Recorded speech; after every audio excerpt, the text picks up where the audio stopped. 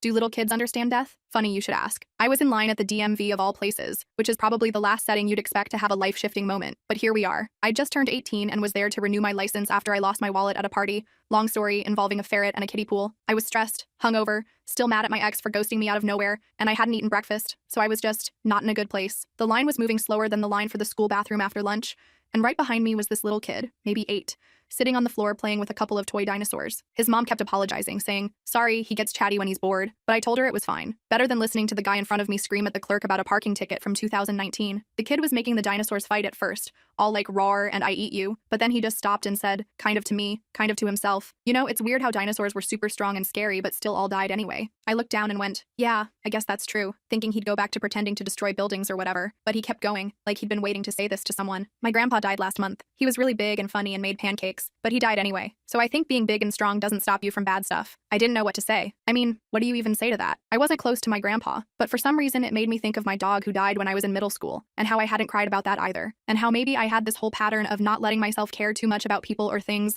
because deep down I was scared they'd go extinct on me like dinosaurs. So I just nodded and said, "Yeah, man, that's actually really smart." And he smiled and made one of his toy dinosaurs give me a high five. I don't even know his name, but that kid kind of cracked something open in me that day. I started calling my grandma more after that, started letting people matter a little more, even if they're gonna disappear one day.